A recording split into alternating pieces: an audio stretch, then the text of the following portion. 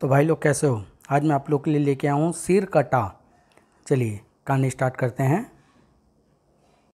आधी रात के करीब शहर से बाहर एक पुराने मंदिर के भूमिगत कमरे में ओम ग्लो जू फा फ्री फो स्वाहा। फिर तांत्रिक कालदूत ने अपनी आंखें बंद कर ली और तेजी से कोई मंत्र पढ़ने लगा। ओम हीम होम फट फट स्वाहा। अचानक उसने मंत्रोच्चारण के साथ कमंडल में से जल लेकर नर मुंड पर फेंका। ओम लकी लकी कालिया वैश्य करु करु स्वाहा। अगले क्षण नरमुंड त्रिशूल पर से ऊपर की ओर उठा और अजीब सा स्वर पैदा करता हुआ कमरे में चक्कर काटने लगा। तभी कालदूत ने अपना हाथ उठाया तो नरमुंड जहाँ था वहीं हवा में लटक गया। जाओ मुंडक, मेरे शिकार को लेकर आओ। जो आज्ञा मालिक। अगले क्षण वह नरमुंड कमरे से बाहर की ओर लपका और मंदिर से निकलकर एक और बढ़ चला। शीघ्र ही वह एक 3 मंजिल इमारत के पास पहुंचा। इमारत की ओर बढ़ते पाकर पहरेदार ने उस पर फायर करना चाहा, मगर गोली पलटकर स्वयं उसी के सीने में समा गई और इस प्रकार बिना किसी बाधा के नरमुंड इमारत में दाखिल हो गया और तीसरी मंजिल के एक फ्लैट के बंद कमरे के सामने पहुंचते ही फलस्वरूप कमरे में पहुंचकर नरमुंड हवा में लटक गया और फिर उससे किरणें निकलकर सोए हुए व्यक्ति पर पड़ने लगी। अगले ही पल सोया हुआ व्यक्ति उठ बैठा और उस नरमुंड की ओर देखने लगा। आओ मेरे पीछे चले आओ कालिया। अच्छा। नरमुंड द्वार से बाहर की ओर चल दिया और कालिया जैसे किसी डोर से खिंचता चला जा गया। कालिया के कमरे से बाहर निकलते ही द्वार पहले की तरह लॉक हो गया। कालिया सम्मोहित सा उस नरमुंड के पीछे चला जा रहा था और कुछ देर पश्चात ही और नीचे तक खाने में शाबाश मुंडक, अब तुम जाओ। जो आज्ञा मालिक। अगले क्षण नरमुंड अपने स्थान पर जा पहुंचा। हा हा हा, तुम खुशकिस्मत हो कालिया जो तुम कालदूत द्वारा बलि पर चढ़ाए जा रहे हो। कालिया अभी भी सम्मोहित सा था। हाँ स्वामी, हा हा हा, आओ यहाँ खड़े हो जाओ। किसी यंत्र चलित रोबोट की तरह चलता हुआ कालिया कालदूत द्वारा बताए स्थान पर खड़ा हो गया। ऐ शैतानों के देवता शैतान सामरी, कालिया की बलि कबूल कर, इसके बाद मैं महाबलशाली बन जाऊंगा। हा हा हा, सामरी ने बलि स्वीकार कर ली। शैतान सामरी की जय। फिर उसने कालिया का कटा हुआ सर बालों से पकड़ उठाया। तू धन्य है कालिया, तेरा जीवन सार्थक हो गया। जय शैतान सामरी की। खप्पर खून से भर गया तो अब मैं तेरा प्रसाद पाने जा रहा हूँ शैतान सामरी, मुझे शक्ति देना। अगले क्षण उसने खप्पर से में मुंह लगा लिया और शीघ्र ही खप्पर खाली कर दिया। ओह, खप्पर तो खाली हो गया लेकिन प्यास अभी भी बाकी है। फिर उसकी निगाह कालिया के धड़ पर पड़ी। खैर, प्रसाद अभी इतना है कि दिल को तृप्ति हो सके।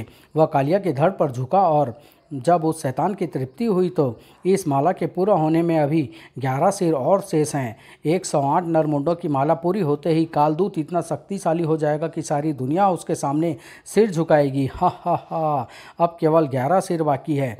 फिर उसने कालिया का कटा हुआ सिर भी माला में पिरो लिया और कालिया के धड़ को अभी यहाँ से दूर करना है। अगले क्षण आओ जाओ कालिया, आज से पार्क वाला चौराहा तुम्हारा है। कालिया का धड़ जैसे कालदूत के आदेश की प्रतीक्षा में ही था। उसका आदेश मिलते ही वह सीढ़ियों की ओर बढ़ चला। हा हा हा, जाओ कालिया, आज से तुम मेरे गुलाम हो। हाँ मालिक। और जैसे ही कालिया शहर के एक चौराहे पर पहुंचा, अरे यह क्या, सरकटा आदमी, वह भी चलता हुआ, यह तो कोई भूत लगता है। भय के मारे दोनों की घिघी बन गई। भूत, हाँ यह तो भूत है। सिर कटा भूत, भागो। अगले क्षण वह दोनों वहाँ से अपनी जान बचाकर भागे और अंधाधुंध भागते हुए अगले मोड़ पर वह जीप से टकराते टकराते बचे। वह जीप पुलिस के गश्ती दल की थी जिसमें इंस्पेक्टर प्रभात स्वयं भी था। साहब आप, सलाम साहब, क्या बात है, तुम दोनों इस तरह भाग क्यों रहे हो? बताते क्यों नहीं? तुम दोनों इतने घबराए हुए क्यों हो? साहब, चौराहे पर भूत है, सिर कटा भूत। क्या बकते हो? यह सच है साहब, मैंने भी उस सिर कटे भूत को देखा है। अगर ऐसी बात है तो मुझे दिखाओ, कहाँ है वह भूत? बैठो जीप में। दोनों लपक कर गाड़ी में सवार हो गए। इंस्पेक्टर प्रभात ने उनकी बताई दिशा की ओर गाड़ी बढ़ाने का निर्देश दिया। बेवकूफ़ और डरपोक है दोनों। और कुछ दूर जाते ही, ओह गाड़ी रोको ड्राइवर। गाड़ी रुकते ही प्रभात सिर कटे शव की ओर लपका। कौन हो तुम? रुक जाओ। किंतु मैं कहता हूँ रुक जाओ वरना मैं गोली मार दूंगा। इंस्पेक्टर प्रभात ने दौड़कर उसकी पीठ से रिवॉल्वर लगा दी। रुक जाओ। और सचमुच सिर कटा शव रुक गया, लेकिन अगले ही क्षण वह भूस से भरी बोरी की तरह नीचे जा गिरा। ओह! इंस्पेक्टर प्रभात ने नीचे झुक कर देखा। ही इज नो मोर। लेकिन इसका धड़ के ऊपर का हिस्सा कहाँ गया और उसके बिना यह कैसे चल रहा था? सर, तभी तो हम कहते हैं कि यह भूत है। ओह शट अप! अवश्य ही इसके चलने में कोई रहस्य है और मैं उसका पता लगा कर ही रहूँगा। एम्बुलेंस तथा फोटोग्राफर को फ़ोन करो। Yes sir. थोड़ी देर पश्चात ही वहाँ पर उक्त स्टाफ आ गया और कानूनी कार्यवाही से निपट कर इंस्पेक्टर प्रभात पुलिस स्टेशन की ओर चल दिया। बिना सिर के लाश की शिनाख्त कैसे होगी? अगली रात कालदूत ने मुंडक से फिर एक अपहरण करवाया, लेकिन बाहर निकलते समय अचानक वह व्यक्ति द्वार से टकरा गया। आवाज़ सुनकर एकाएक उसकी पत्नी की आंख खुल गई। कौन है? तभी उसकी निगाह अपने पति के बेड पर पड़ी तो अरे, यह कहाँ चले गए? मन में किसी ख्याल के उठते ही वह झट बिस्तर से उतरकर द्वार की ओर लपकी। कमरे से बाहर गलियारे में पहुंची तो वहाँ कोई नहीं था। उफ, यहाँ तो कोई नहीं है, किंतु वह कहाँ गए? नीचे जाकर देखती हूँ। जल्दी जल्दी से जीने की सीढ़ियाँ उतरकर जैसे ही वह नीचे पहुंची तो द्वार पर नजर पड़ते ही उसके हलक से मारे आतंक की एक चीख निकल उठी, भ भ भूत! और अगले ही क्षण वह लड़खड़ा कर नीचे जा गिरी। लेकिन उसका पति यंत्र चलित सा बाहर निकल गया और कुछ घंटों बाद ही उसका भी सिर कटा शव एक चौराहा पर पड़ा था। सुबह जब उसकी पत्नी की बेहोशी टूटी तो आह, मैं कहाँ हूँ? फिर जैसे ही उसे रात की घटना का स्मरण हुआ, वह तपाक से उठ बैठी। ओह, मेरे पति कहाँ होंगे? कैसी थी वह खोपड़ी? किसकी थी? इस ख्याल के आते ही वह जीने की ओर लपकी और तेजी से जीने की सीढ़ियाँ चढ़ती हुई अपने कमरे में पहुंची तो उफ, कमरे का द्वार वैसा का वैसा ही खुला हुआ है। वो लापता है। मुझे पुलिस को खबर करनी चाहिए। दिन भी निकल आया है। कुछ देर बाद ही वह पुलिस स्टेशन जा पहुंची। मैं अपने पति के अपहरण की रिपोर्ट लिखवाना चाहती हूँ इंस्पेक्टर। ओह, आपके पति का क्या नाम है और कब हुआ अपहरण? उनका नाम किरण कुमार है। रात सोते में बड़े अजीब ढंग से उनका अपहरण किया गया। अजीब ढंग से क्या मतलब? किरण कुमार की पत्नी ने रात वाली सारी घटना बयान कर दी। मतलब यह कि रात बड़ी अजीब अवस्था में मेरी आंखों के सामने ही उनका अपहरण हुआ है। कहीं वह सिर कटी लाश इसके पति की ही तो नहीं? आप मेरे साथ दूसरे कमरे में चलिए। जिसे सुनते ही इंस्पेक्टर प्रभात उसे दूसरे कमरे में ले गया। फिर उसने जैसे ही वहाँ पड़ी एक मेज पर से कपड़ा हटाया। स्वामी नहीं! ओह, तो मेरा संदेह ठीक निकला। आप अपने पति के सिर कटे शव को पहचानते ही किरण कुमार की पत्नी लहरा कर नीचे जा गिरी और बेहोश हो गई। उफ, अगर इन कत्लों का जिम्मेदार वह नरमुंड है तो फिर इन सबों के सिर किसी तेज धारदार हथियार से क्यों काटे जाते हैं और वह कहाँ गायब हो जाते हैं? वह वापस अपने कमरे की ओर चल दिया। फिर प्रेत कि मरने वाले से क्या दुश्मनी थी? आखिर वह नरमुंड किसका है? मुझे इस रहस्य को जानने के लिए रात की गश्त बढ़ानी होगी। फिर रामलाल लेडी कांस्टेबल की मदद से मृतक की पत्नी को लाश वाले कमरे से उठवाकर यहाँ बेंच पर बैठा दो। Yes sir. आधी रात के करीब उसी पुराने मंदिर के नीचे जाओ मुंड, एक बलि लेकर आओ। जो आज्ञा मालिक। उस रात पूरी तरह से चौकस पुलिसकर्मी शहर में गश्त लगा रहे थे।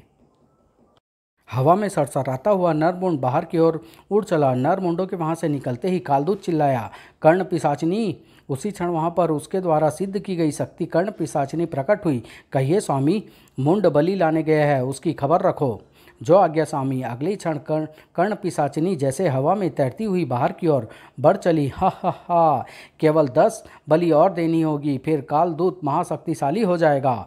उधर नरमुंड उड़ते हुए एक होटल की तीसरी मंजिल की हुई खिड़की की ओर बढ़ा और उसमें दाखिल होकर कमरे में सोए व्यक्ति की ओर लपका। अगले क्षण फलस्वरूप वह व्यक्ति बिस्तर से उठकर खड़ा हो गया और सम्मोहित सा चल पड़ा नरमुंड के पीछे। लेकिन गलियारे के मोड़ पर खड़े सिक्योरिटी गार्ड ने जैसे ही यह दृश्य देखा, ओह गॉड, यह क्या भला है? रुक जाइए, आप आगे नहीं जा सकते। लेकिन तभी खटाक धड़ाक, आह! फलस्वरूप गार्ड बेहोश होकर नीचे जा गिरा। फिर वह नरमुंड बिना किसी बाधा के उस व्यक्ति को अपनी सम्मोहन शक्ति में बांधे हुए होटल से बाहर निकाल ले गया। लेकिन आगे चौक पर पहुंचते ही एकाएक चारों ओर से गश्ती पुलिस की गाड़ियां आकर कुछ इस ढंग से रुकी कि वह व्यक्ति चारों ओर से घिर गया। अचानक एक इंस्पेक्टर नरमुंड की ओर देखकर चिल्लाया, फायर! दूसरे ही क्षण 2 पुलिसकर्मियों की बंदूकें की गोलियां का रुख नरमुंड की ओर हुआ और उनकी बंदूकें गरज उठी, धाएं धाएं। मगर दूसरे ही पल वह दोनों अपनी अंतिम चीखों के साथ वहीं पर ढेर हो गए। Oh no!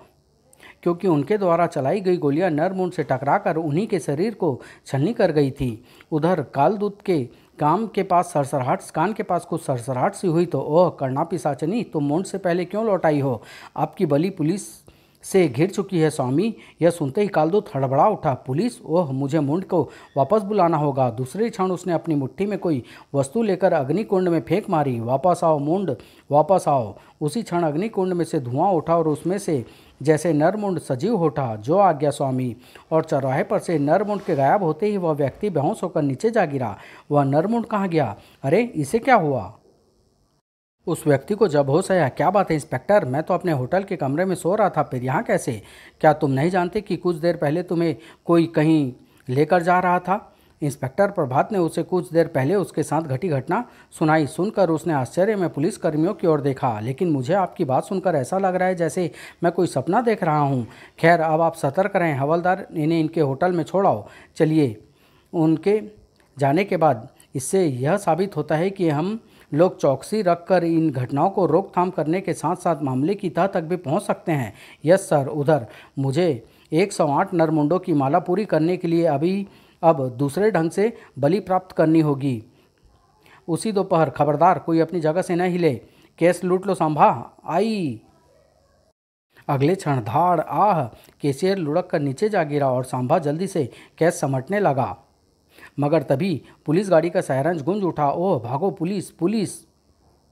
उसी क्षण लुटेरे बाहर की ओर भागे, लेकिन बाहर निकलते ही अपने हथियार फेंक दो, वरना पुलिस को गोली चलानी पड़ेगी। गोली मत चलाने इंस्पेक्टर, हम समर्पण कर रहे हैं। तीनों लुटेरे ने अपने हथियार फेंक दिए।